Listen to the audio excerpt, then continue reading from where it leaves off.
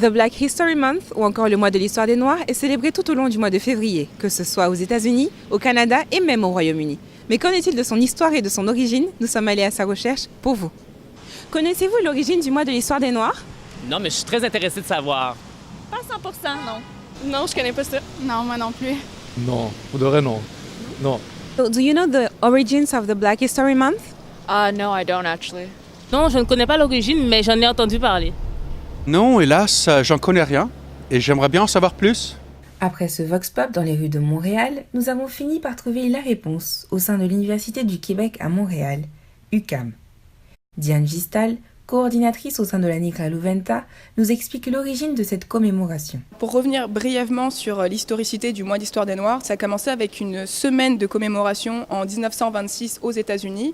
Et cette semaine coïncidait avec l'anniversaire de deux abolitionnistes, donc Douglas et Lincoln. Puis par la suite, ça a été allongé en mois d'histoire des Noirs en 1976. Et ce que je voulais vraiment souligner, c'était au Canada. Donc le mois d'histoire des Noirs, c'était une motion qui a été proposée par une députée noire, une femme, parce que aussi les femmes contribuent à cette histoire des Noirs au Canada, puis en 1995, et c'est grâce à cette députée qu'on a aujourd'hui un mois d'histoire des Noirs au Canada. Par la même occasion, elle explique les motivations de cette association. Mais en fait, nous, ça nous tenait vraiment à cœur d'organiser des activités dans le cadre du mois de l'histoire des Noirs avec Nigra Juventa à l'UQAM, parce que l'UQAM, c'est notre université et que chaque année, on a remarqué qu'il ne se passait absolument rien, que dans les autres universités, à Concordia, à McGill, enfin dans le monde anglophone de façon générale, il y a vraiment cette implication. Là, on s'est dit que c'était impératif de faire quelque chose dans le cadre du mois d'histoire des Noirs dans notre université et que toutes les activités se passent en français.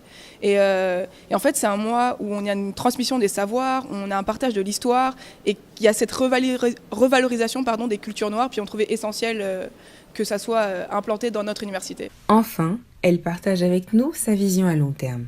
Et l'objectif, c'est que ça soit nous, que ça soit quelqu'un d'autre, qu'il se passe toujours quelque chose dans notre université.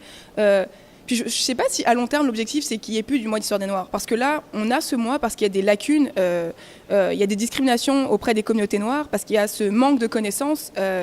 Et c'est pour ça que ce mois est indispensable. Et moi, à long terme, j'aimerais qu'il n'y ait plus besoin de ce mois, mais concrètement, c'est vraiment nécessaire. Vous aviez des interrogations? J'espère que ce reportage vous a permis de trouver les réponses. Quant à moi, on se retrouve très bientôt pour un nouveau numéro. C'était l'INSEE GEI, Montréal, pour l'INSEE en ligne.